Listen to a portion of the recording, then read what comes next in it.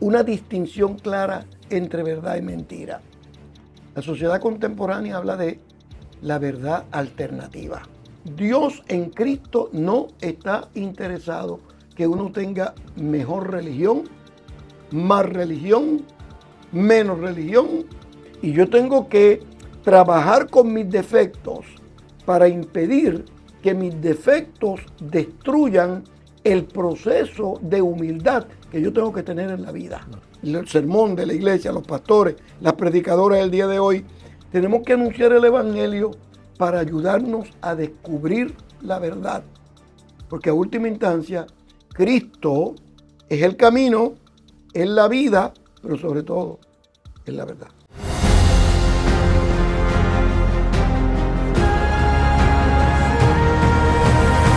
Bienvenidos a Escuela de Pescadores. Bendiciones, gente querida. Qué alegría que estén acompañándonos en el día de hoy en Escuela de Pescadores, intentando bendecir, intentando edificar. Por cierto, algunas instituciones, algunos institutos bíblicos y algunos seminarios teológicos me han informado que están utilizando algunas de las enseñanzas que compartimos aquí en Escuela de Pescadores, utilizando algunas de las grabaciones. Eso me alegra. Utilice en todo lo que le sirva lo que suceda aquí. Hoy, por cierto, quiero que hablemos un poco sobre enseñanza, las enseñanzas del reino, cómo se enseñó, los temas principales que trató nuestro Señor Jesucristo, que extraemos de todo eso, que extraemos de contenido, que extraemos de forma. De eso vamos a estar hablando en el día de hoy. Y he invitado a un amado de Escuela de Pescadores. Lo traemos como profesor en Escuela de Pescadores. A menudo me refiero al doctor Samuel Pagán. Samuel, ¿cómo está? Qué gusto estar aquí con ustedes nuevamente. Gracias. Para tocar estos temas que nos entusiasman, que nos desafían, que nos contentan. ¿Verdad? Estamos aquí con ustedes.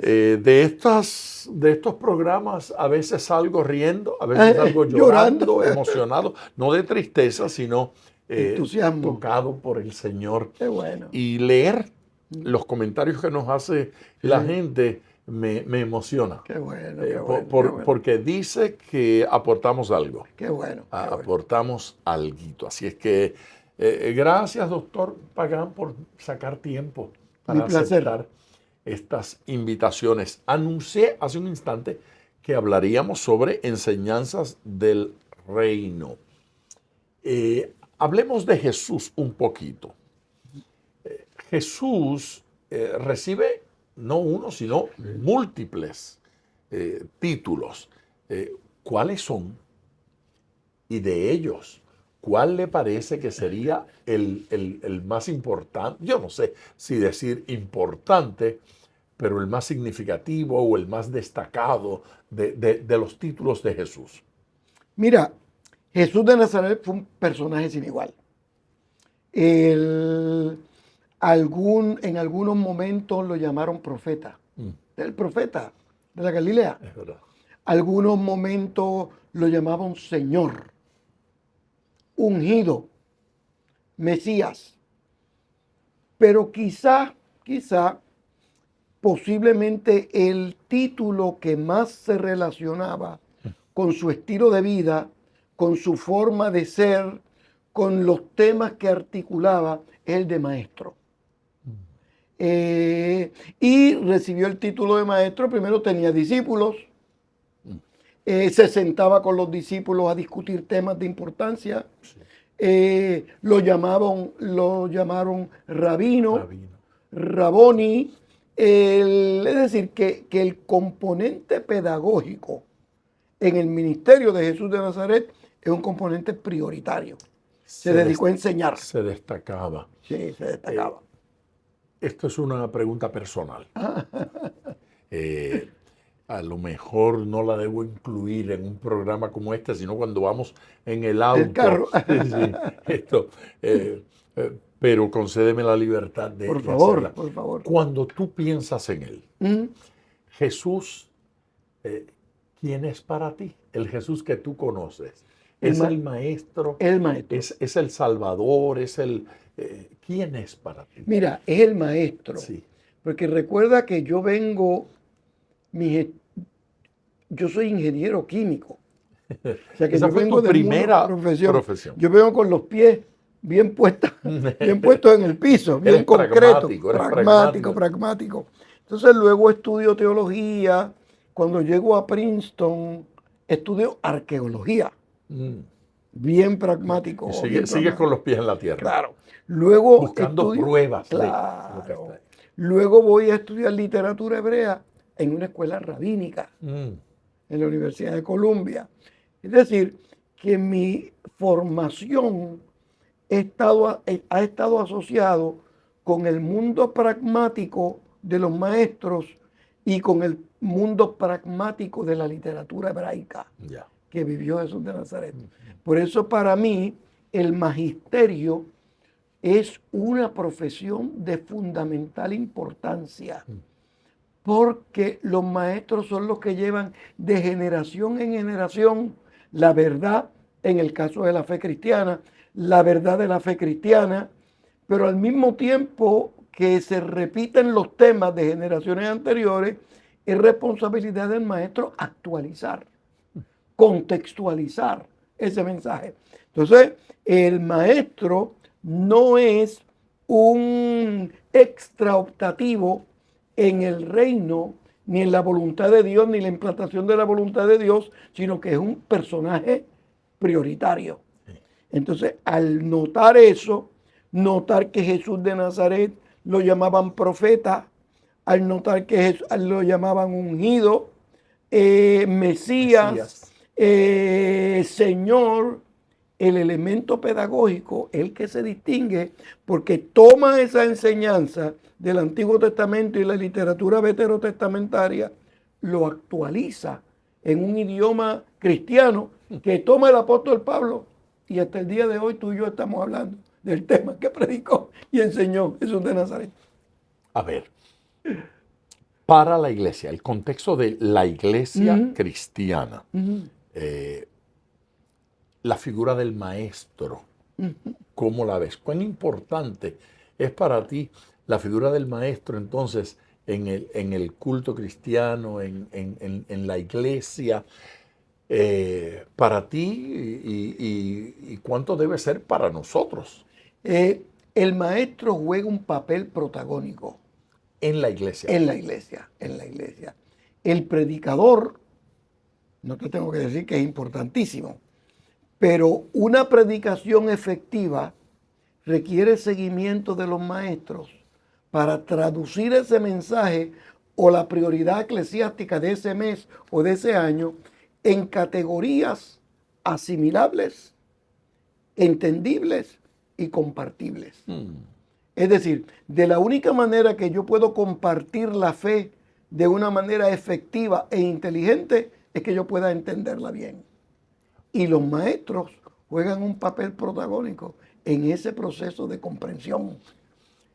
Hace años estaba yo en la ciudad de Boston. Allá el Gordon Conwell organizaba un evento y me llevaron a participar. Había un anciano en esa reunión de apellido White. Nos sentamos así en una mesa y surgió este tema. Y él hizo un comentario. Yo creo que fue el único comentario que hizo. ¿Qué hizo? Pero es el único comentario que yo recuerdo de todo lo que pasó en aquella mesa. Lo único. Él dijo, el profeta nos dice qué quiere Dios, qué nos dice Dios. Ve, el profeta dice, te quiero santo como yo soy santo. Dice el Señor a través del profeta. Dice, el profeta nos dice que se puso muy serio y dijo, pero los maestros nos dicen cómo. ¿Cómo ser santo? Muy bien. ¿Cómo entender? Correctamente. Nunca olvidaré a ese señor haciendo ese comentario. Muy buen comentario, muy buen comentario. Y la verdad es que los maestros juegan un papel protagónico a través de toda la historia de la iglesia. Pero más el día de hoy, luego de la pandemia, las escuelas bíblicas se han visto desafiadas por la organización del tiempo. El domingo ya no es el único día de educación en la iglesia. Al contrario, muchas de las iglesias ya no tienen escuela bíblica el domingo, sino que lo ponen en la semana, que no necesariamente ha sido una mala decisión. A algunos le ha funcionado muy bien, porque ahora tienen grupos en más lugares. Hay adultos que pueden ir el miércoles por la mañana a tomar la escuela bíblica. Cierto. Y hay jóvenes que pueden ir el viernes después de las 10 de la noche a tomar la escuela bíblica. Entonces, nos ha dado más creatividad y flexibilidad en los procesos educativos. Pero que haya transformaciones internas en los procesos de educación cristiana en las iglesias no ha disminuido el valor y la importancia de los maestros en la iglesia. Maestros de los niños. Mira, yo he escrito varios libros sobre Don Quijote de la Mancha. La Biblia y Don Quijote de la Mancha, el mensaje teológico de Don Quijote de la Mancha. Mi primer contacto con Don Quijote no fue en la universidad, ni en la escuela superior, fue en la escuela bíblica. La maestra de escuela bíblica nuestra en la iglesia era maestra de literatura en la escuela superior y en la universidad. Y ella fue la que me inició a mí en el mundo del Quijote y en el sueño imposible. Sueño imposible. El cómo vencer los entuertos. Wow. Cómo responder. Imagínate, ella fue la que me dijo, mira, me recuerdo todavía, me acuerdo cuando ella decía, Don Quijote decía, ya no vivo yo, mas Dulcinea vive en mí. De algún lugar, de algún lugar sacó de la Biblia Don Quijote Cervantes eso. Es decir, que los maestros juegan un papel importantísimo en la transmisión de la fe, en la contextualización de la fe, en la comprensión de la fe y en la crítica de la fe para nosotros por ser pertinentes en la sociedad contemporánea. En la época de Jesús, el término rabino o maestro, en ese contexto, ¿qué implicaba? Mira, el rabino era el líder de la comunidad judía. De veras. Era el líder en todo sentido. Líder social, líder político, líder, pero esencialmente el líder educativo.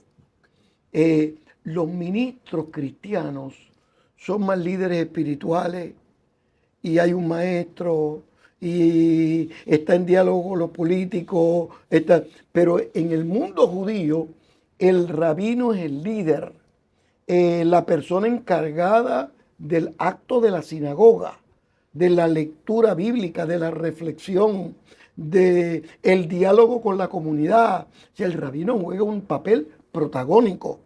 Cada vez que llamaban a Jesús rabino, era el reconocimiento de su autoridad pública. Bueno, esa era mi pregunta.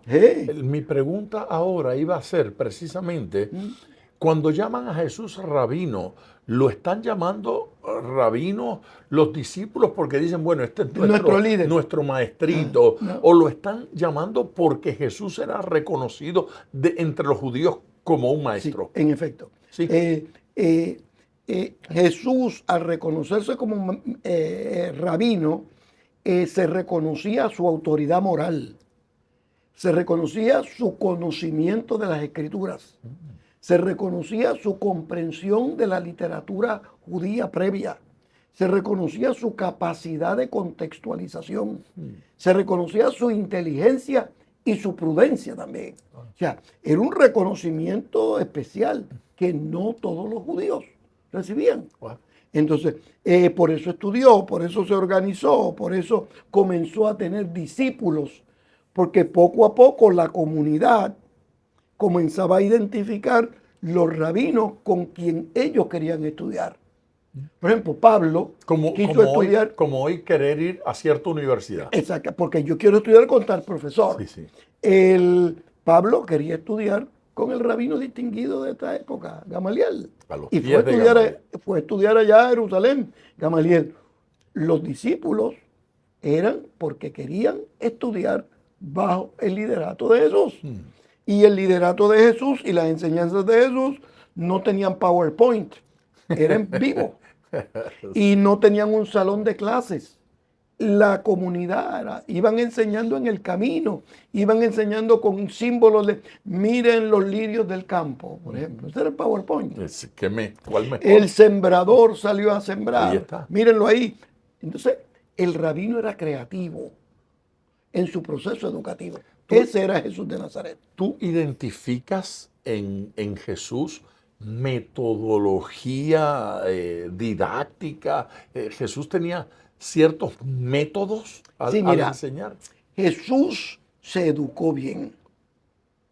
¿Tú crees que Jesús fue a la escuela. a la escuela? Sí. Sí. Las sinagogas en la época de Jesús tenían un programa para los varones, los niños varones. Las niñas no estudiaban todavía, después sí, en este momento no. Y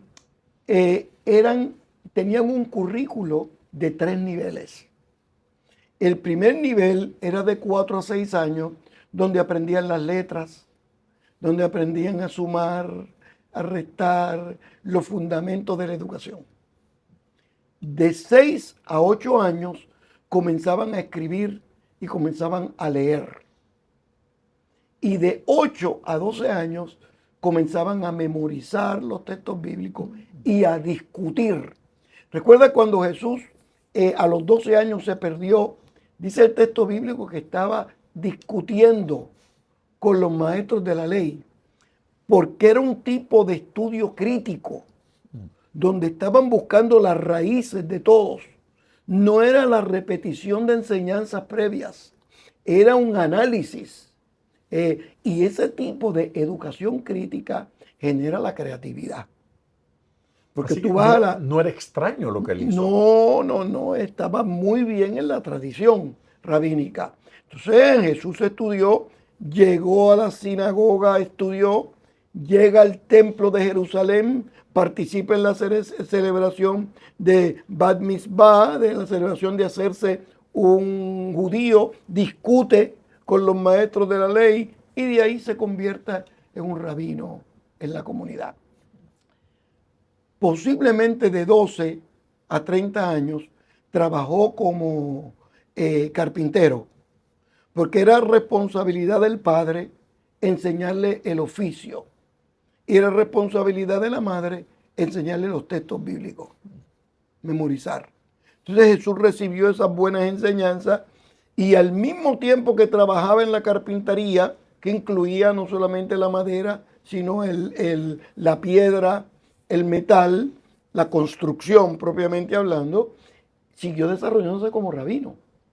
Cuando llegó el momento, cuando tenía 30 años, un día llega a la Galilea y empieza a llamar a sus discípulos. Vengan en pos de mí, que yo los voy a hacer ya no pescadores de peces, sino pescadores de hombres. Entonces, ese currículo básico fue el que organizó a Jesús de Nazaret para que él se percibiera a sí mismo como un maestro en la tradición rabínica, al mismo tiempo que desde la perspectiva espiritual iba descubriendo y disfrutando el componente mesiánico. Así es que Jesús no desaparece de niño a los 12 años, se fue ni se fue a ningún otro país, tampoco desaparece de los 12 a los 30. No, siguió viviendo. Está allí. Feliz. Y tenemos constancia de eso. Por ejemplo, cuando empieza el ministerio en la Galilea, Jesús va a enseñar y llega María con sus hermanos. El texto bíblico dice, ahí está tu mamá y tus hermanos. Eso quiere decir que José ya había fallecido. No estaba. No estaba. Por eso no había que mencionarlo. Entonces se mencionaba a la mamá. Llega hasta el papá vivo, ahí está la esposa de José con su... Entonces, la gente lo reconoció como un rabino local importante. La comunidad entera No necesariamente estaba a favor del ministerio de Jesús. Recuerda que nadie es profeta, recuerda, en su propio tierra, pero sí su madre y sus hermanos apreciaron el ministerio de Jesús y gente en la Galilea, en Caná, gente en Nazaret, siguieron desde temprano el ministerio de Jesús. No solamente los discípulos, porque rápidamente que comienza su ministerio público, ya comienzan a reunirse 5,000 detrás de él, comienzan los grupos de 70 a reunirse detrás de él, o sea que desde el día 1 comenzó a manifestar éxito en su gestión educativa. No solamente los 12 lo acompañaban. Claro. Habían otros discípulos Sí, que sí. estaban ahí. El número de los 12 es una forma de hablar, de simbolizar el nuevo pueblo de Dios.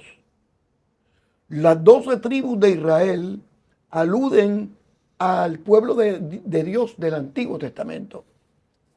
En el Nuevo Testamento se habla de 12 discípulos, es el nuevo pueblo de Dios, que sigue las enseñanzas de Jesús. Pues recuerda que cuando muere uno hay que buscar el otro, el 12, porque ese número era simbólico e importante.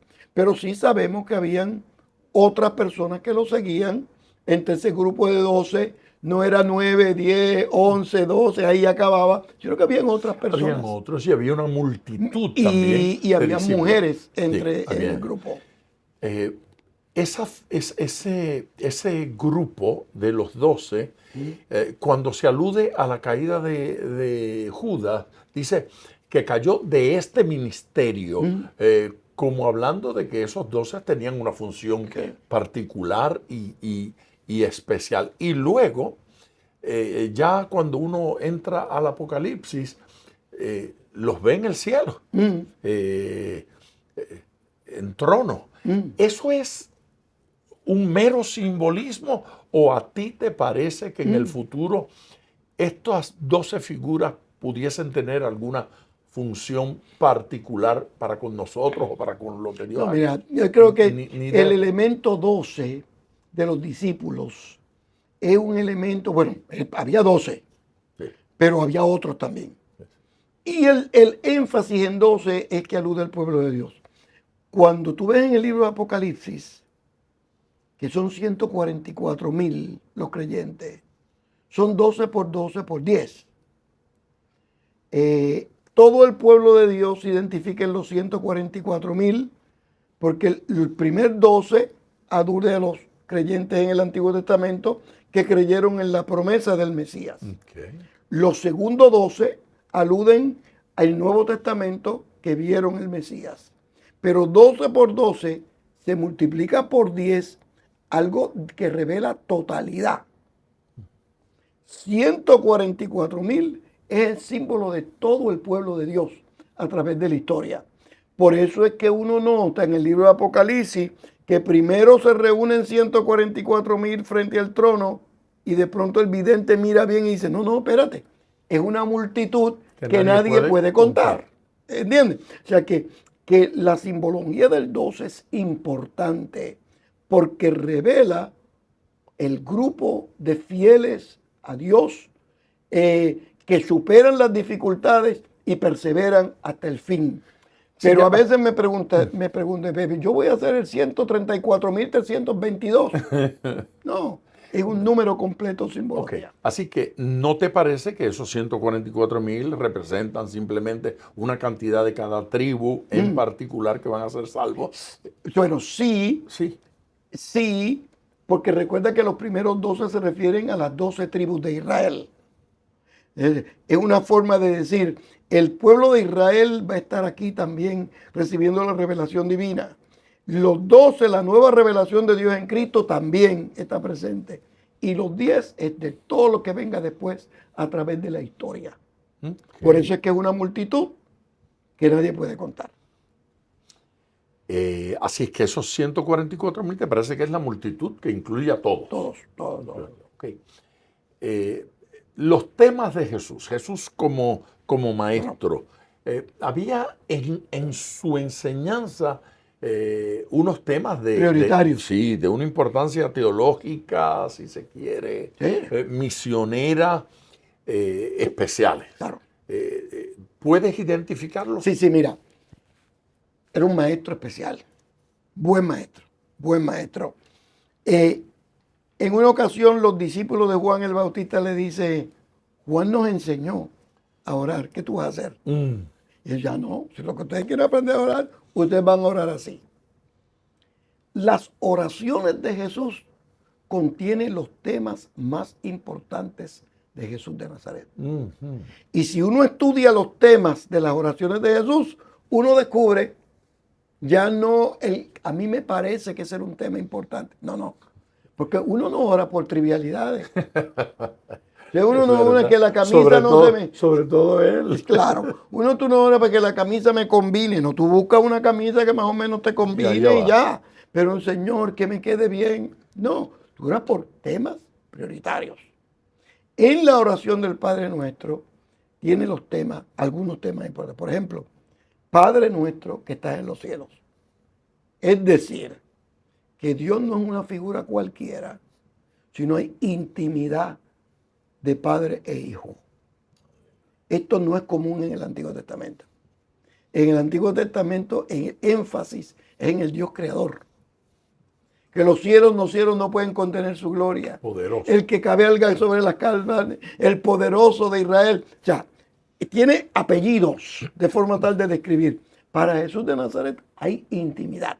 La primera enseñanza, tema importante. Segundo, que está en los cielos. Y la primera el detalle que piensa la gente, está en el más allá. No, el cielo no es el más allá. Cuando uno lee en Génesis, dice que a la expansión llamó cielos. Y cuando dice el texto bíblico que está en los cielos, es decir, que está en toda la expansión, está en todos los lugares. Es un Padre íntimo que está al lado mío. Qué lindo. La primera afirmación teológica de Jesús de Nazaret. Santificado sea tu nombre, es decir, se reconoce la santidad de Dios y de esa manera yo tengo que ser santo. Perdona, el perdón juega un papel protagónico. Entonces, introduce por primera vez en la oración básica el tema del reino. Venga tu reino, que es uno de los temas prioritarios de Jesús de Nazaret.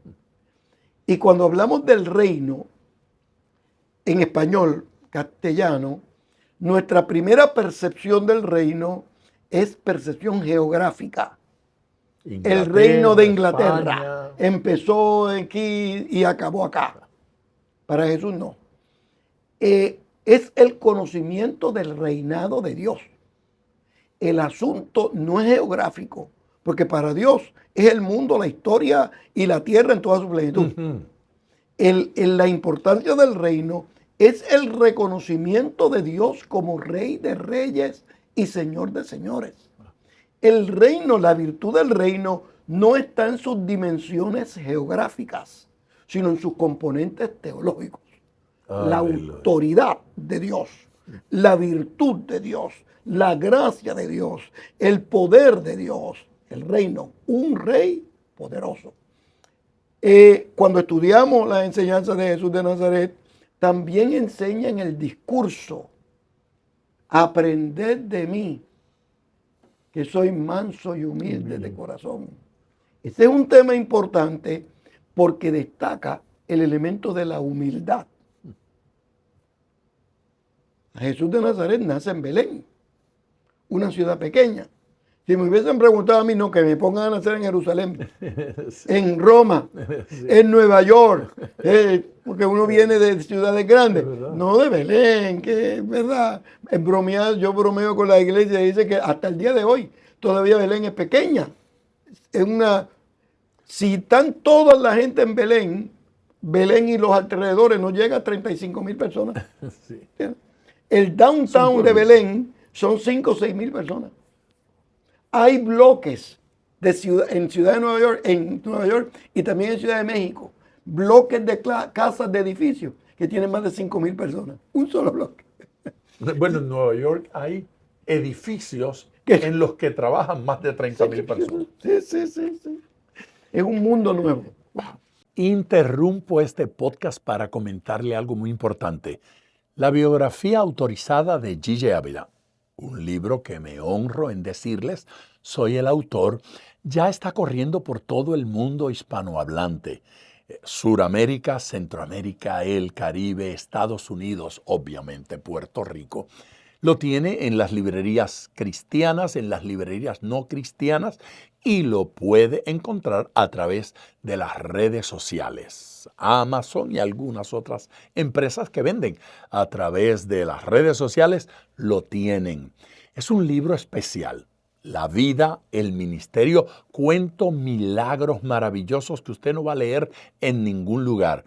Más de 150 personas entrevisté y comparto aquí el G.J. que ellos conocieron. Adquiéralo hoy. Hay un enfoque de importancia misionera, Claro. aparte de teológica. Claro. Sí, mira, porque Jesús enseñó con las oraciones, enseñó con los discursos y la forma más común del Señor enseñar fue a través de las parábolas. Si nosotros queremos estudiar lo que se conoce en el mundo académico hoy, que les voy a explicar, en la ipsísima verba de Jesús de Nazaret, o sea, la palabra de Jesús, cómo salió de su boca, es en las parábolas que la tenemos. Porque las parábolas Esa es la mayor memorizaban. fuente. Esa es la mayor fuente. En las parábolas, como son relatos que son poéticos, narrativos, Fácil se de guardan, recordar. fácil de recordar, y muchas comienzan de la misma manera. El reino de los cielos es semejante a... Entonces, uno puede notar el tema del reino de manera sistemática en la parábola, pero uno puede ver temas en común. Por ejemplo, en Lucas 15, de pronto se pierde una oveja. Después se pierde una moneda. Y luego, siempre nosotros hablamos de que se pierde un hijo. No, se pierden dos hijos. Uno se perdió y se fue. Otro se perdió y se quedó. Porque uno no se pierde por donde tiene los pies. Uno se pierde por donde tiene el corazón. Wow. Y esta parábola, un mejor título para parábola del hijo pródigo, es la parábola del padre perdonador. Entonces, uno nota que esas parábolas tienen una intención misionera. No se puede perder una oveja, hay que buscarla. No se puede perder una moneda, es decir, alude a la sociedad. No se puede perder un hijo, es decir, la familia. Entonces, cuando uno estudia a Jesús de Nazaret, uno descubre que su deseo misionero era llegar individuos, familias, comunidades, ciudades, naciones, continentes, hasta lo último de la tierra. Es decir, que desde el día 1 de la labor misionera de Jesús de Nazaret había una intención internacional, había una intención misionera para llegar a los confines de la tierra con el mensaje del Evangelio, que según el apóstol Pablo y ciertamente el Evangelio de Juan, ese es el Evangelio que da vida y vida múltiple en abundancia. ¡Qué belleza! Ahí tenemos ya el sermón de la semana que viene. No, ahí, bueno, para ser justo, ahí tenemos varios sermones para enfocar por ahí unas cuantas semanas de trabajo. Se relacionan.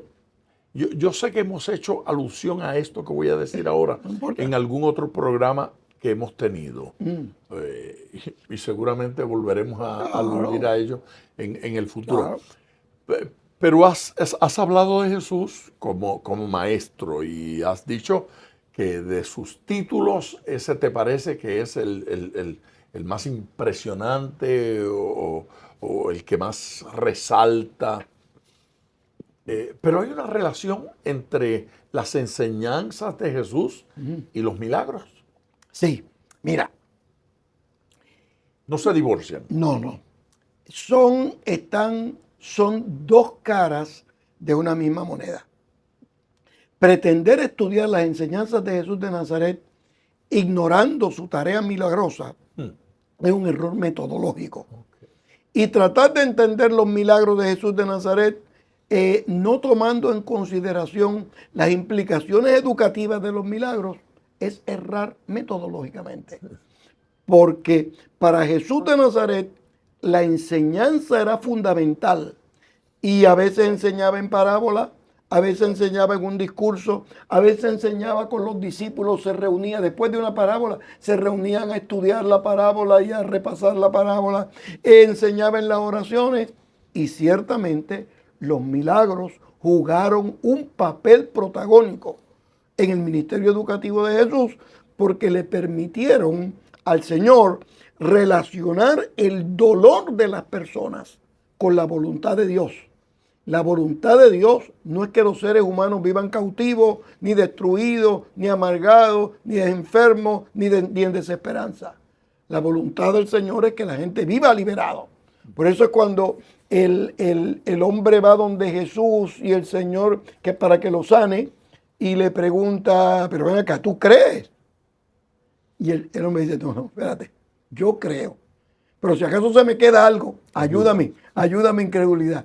O sea, que el elemento educativo en el ministerio milagroso de Jesús de Nazaret fue un componente prioritario.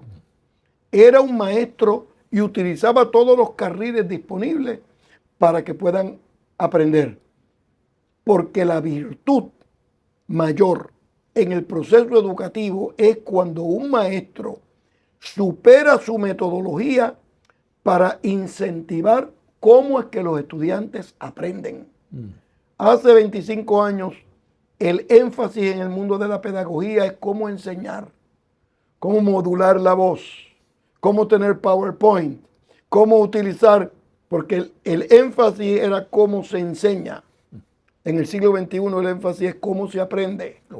Hay estudiantes que aprenden en repetición, hay estudiantes que aprenden de manera visual, hay estudiantes que aprenden actuando y escribiendo. Entonces, para que haya un proceso educativo transformador, el maestro tiene que mirar cuál es el método educativo necesario para el estudiante y optimizar esa experiencia. Y eso lo tenemos en Jesús de Nazaret. ¿Alguna persona podría escucharnos decir esto y decir, se fijan? Es lo que yo digo, que los milagros de Jesús fueron puras ilustraciones. Ahí lo importante no era si estaba enfermo, no estaba enfermo, si el milagro realmente ocurrió o no ocurrió. Era algo así como una ilustración, como una parábola creada por Jesús. De manera que en el día de hoy los milagros no tienen importancia ni relevancia. ¿Eso sería una conclusión buena o estaría desconectada de lo que estás diciendo? Eso lo puede ser alguna persona que no ha sido sanada y que no ha vivido una sanidad. Si tú le haces esa misma pregunta a la mujer que tocó el borde del vestido de Jesús, ¿no?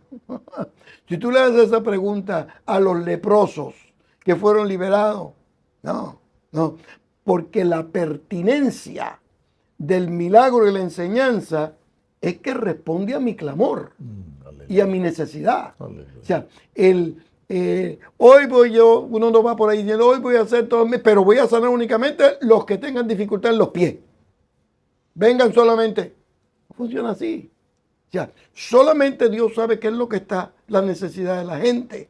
Entonces, uno anuncia el reino, uno anuncia la voluntad de Dios, uno anuncia la misericordia de Dios, uno predica la virtud divina, pero ese contacto entre el ser humano y Dios es el que genera el milagro. Amén. Hay un milagro en la Escritura, donde quien tiene la fe no es el que recibió el milagro, uno nada más. ¿Recuerdan cuando llevaron el paralítico, los amigos lo llevaron, lo treparon en el techo y lo bajaron? Según el texto bíblico dice que el Señor miró y dijo, y al ver la fe de ellos. O sea, Porque lo que quiere destacar el texto bíblico es que los amigos juegan un papel protagónico en la vida de la comunidad. Qué hermoso. Entonces, la enseñanza es yo quiero tener amigos como ese. Sí. Pero sobre todo, Y debemos yo quiero ser un amigo como ese. Sí, sí. Porque en Juan 5 hay un enfermo que el Señor le pregunta, ¿por qué tú estás aquí de 38 años? Y dice, es que tengo malos amigos. No vienen a ayudarme cuando más yo los necesito que se muevan las Esa es alas. la acusación que hace. Esa es la... No tengo quien me lleve. Imagínate. Este tuvo quien lo llevara. Claro. Imagínate vivir como un infeliz porque los amigos no son buenos. ¿Tú te imaginas la autoestima de esa persona? El dolor existencial. Todos los días yo no tengo buenos amigos. Yo estoy así porque nadie me da la mano. Entonces Jesús le dice, no. O sea, las amistades tienen un rol protagónico.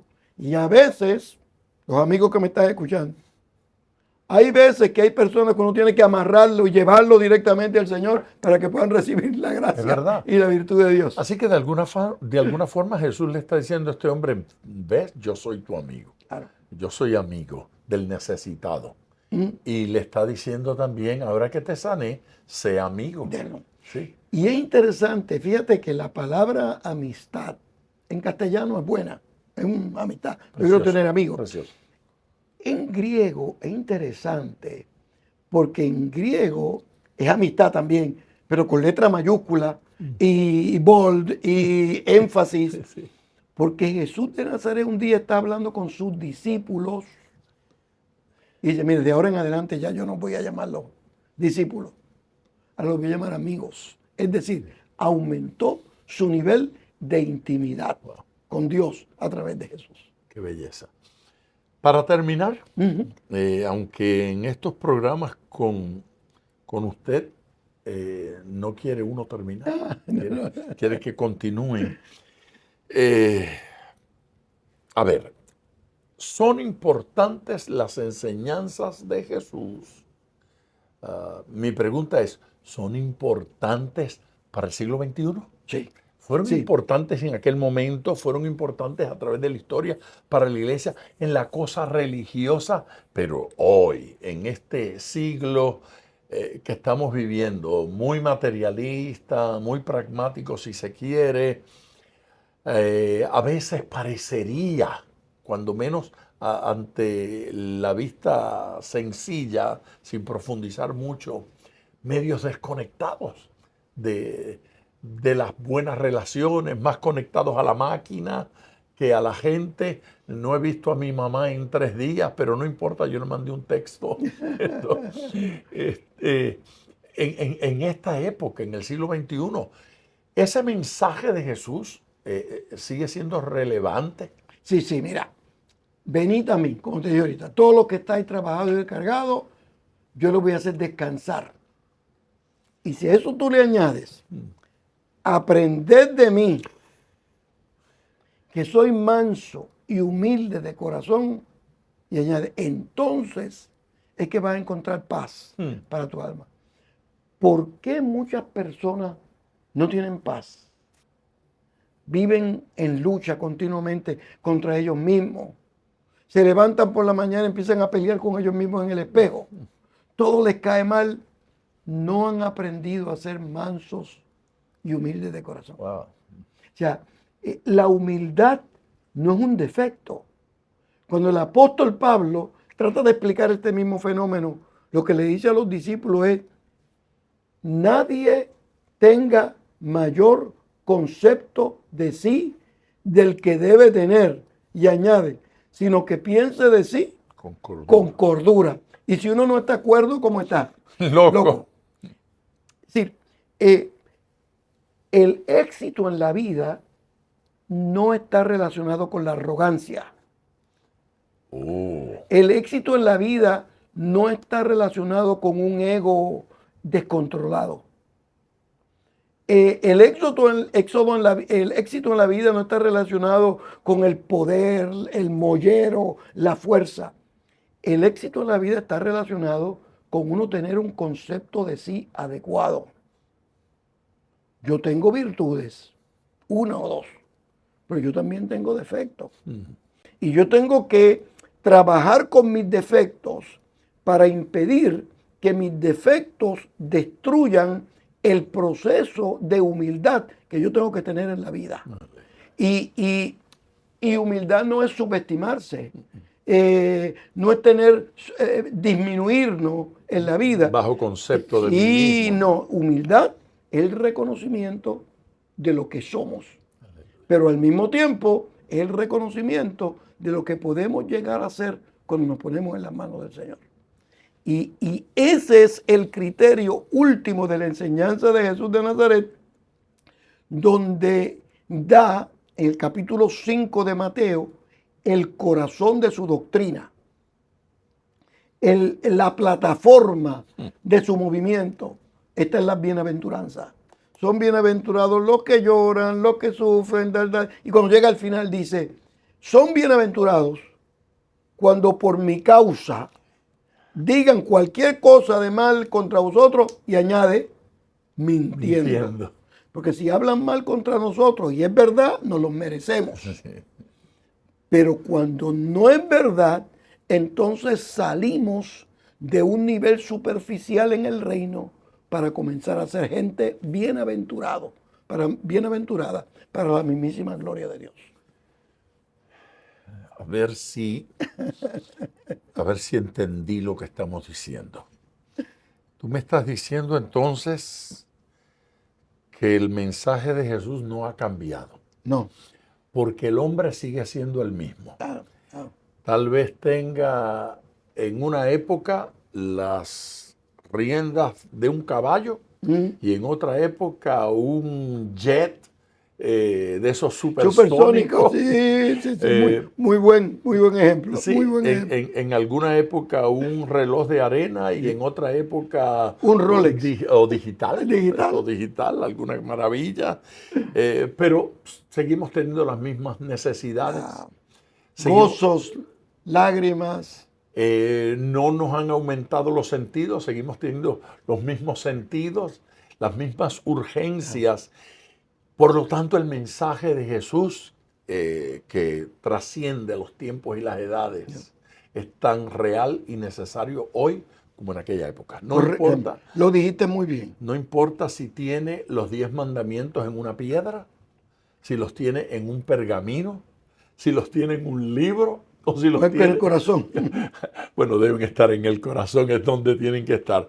O si los tiene en la tableta, no importa. Lo importante es que Él nos enseña a tenerlos en el corazón. Esta ha sido una clase maravillosa. Déjame añadir un elemento adicional y culminamos. La sociedad contemporánea tiene un elemento desafiante adicional. Tradicionalmente nosotros dividíamos la sociedad y las dinámicas, la información en la sociedad entre verdad y mentira. Dijo casi la verdad, pero no era verdad. La mitad de lo que dijo era verdad. Una distinción clara entre verdad y mentira. La sociedad contemporánea habla de la verdad alternativa.